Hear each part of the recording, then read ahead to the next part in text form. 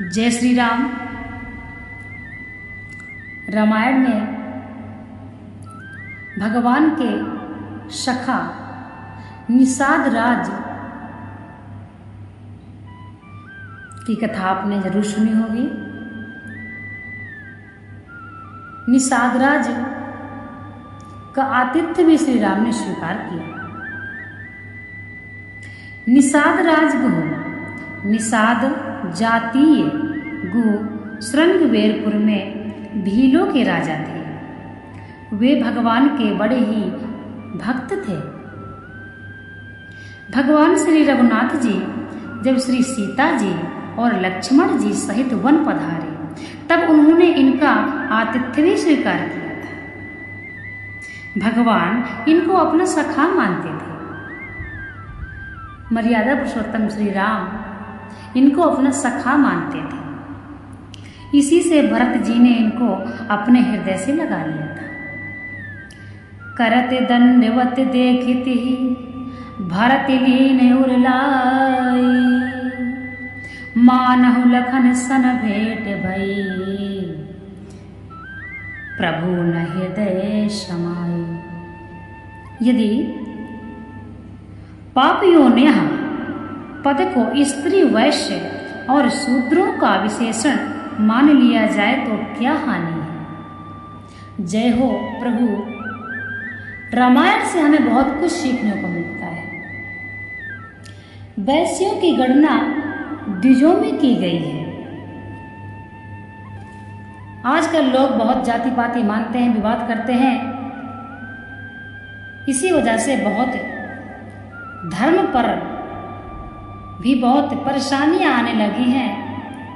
यदि सभी सनातन धर्म को मानते हैं तो धर्म में कौन छोटा कौन बड़ा, धर्म तो सर्वोच्च है। इस बात का कोई ध्यान नहीं रखता है तो जाति पाति में ज़्यादा ध्यान नहीं देना चाहिए।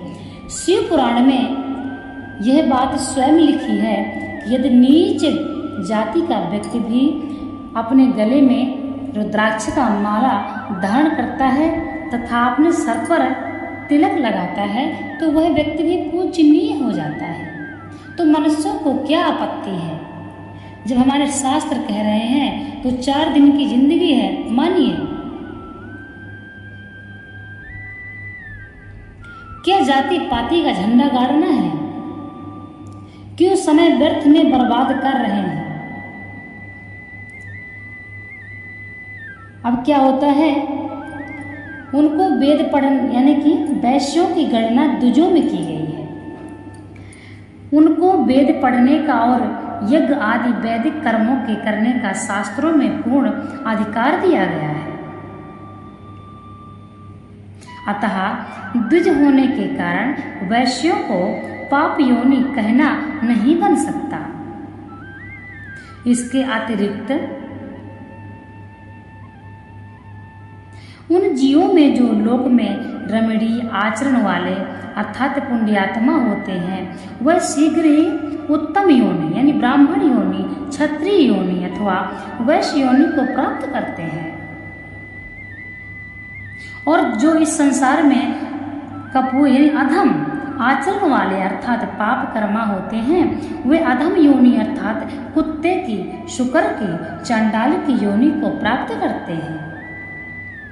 इससे यह सिद्ध है कि वैश्यों की गणना पाप योनि में नहीं की जा सकती है। अब रही स्त्रियों की बात। सो ब्राह्मण, क्षत्रिय और वैश्यों की स्त्रियों का अपने पतियों के साथ यज्ञ आदि वैदिक कर्मों में अधिकार माना गया है।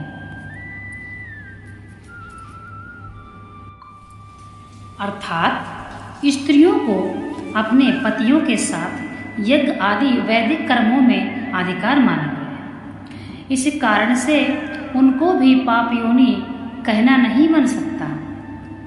सबसे बड़ी अड़चन तो यह पड़ेगी कि भगवान की भक्ति से चांडाल आदि को भी परम गति मिलने की बात है,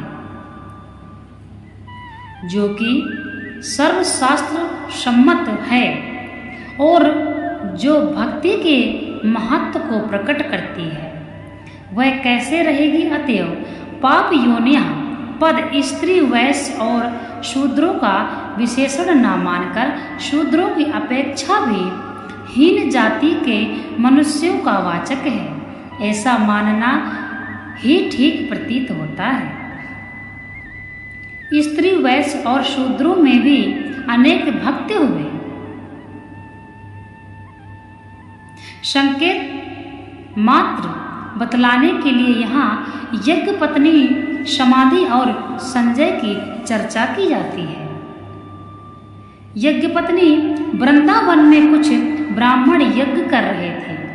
भगवान श्री कृष्ण की अनुमति से उनके सखाओं ने जाकर उनसे अन्न मांगा। याज्ञिक ऋषियों ने उनको फटकार कर निकाल दिया। तब वे इनकी पत्नियों के पास गए।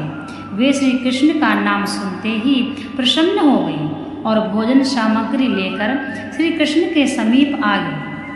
एक ब्राह्मण ने अपनी पत्नी को नहीं जाने दिया, जबरदस्ती पकड़कर बंद कर दिया। उसका प्रेम इतना उमड़ा कि वह भगवान के सुने हुए रूप का ध्यान करती हुई देह छोड़कर सबसे पहले श्री कृष्ण को प्राप्त हो गई। नंबर 1 उदाहरण है ये। और दूसरा सुनिए, समाधि द्रुमिड नामक धनी वैश्य के पुत्र थे। इनके स्त्री पुत्रों ने धन के लोभ से घर से निकाल दिया था। ये वन में चले गए। वहां सुरथ नामक राजा से इनकी भेंट हुई। वे भी मंत्रियों, सेनापतियों और स्वजनों से ही धोखा खाकर वन में भाग आए थे। दोनों की एक सी ही दशा थी। आखिर दोनों ने ही सच्चिदानंदमयी भगवती की शरण ले ली और वे दोनों विषयों की आसक्ति का त्याग करके भगवती की आराधना करने लगे। 3 वर्ष आराधना करने पर उन्हें भगवती ने दर्शन दिए और मांगने को कहा, यानी वर मांगने को कहा। राजा सुरथ के मन में भोग वासना शेष थी, इससे उन्होंने भोगों की याचना की, परंतु समाधि का मन वैराग्य युक्त था। वे संसार की क्षण भंगुरता और दुख रूपता को न जान चुके थे, अतएव उन्होंने भगवत तत्व के ज्ञान की याचना की। भगवती की कृपा से उनका अज्ञान नष्ट हो गया और उनको भगवत तत्व के ज्ञान की प्राप्ति हो गई। इसलिए भक्ति को अधिकार सभी को है। सभी व्यक्ति भक्ति कर सकते हैं, सभी जाति के लोग भक्ति कर सकते हैं।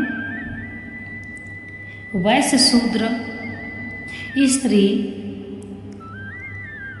इनको सबको भक्ति का अधिकार है। अपने धर्म को मानना ही सर्वोच्च धर्म है।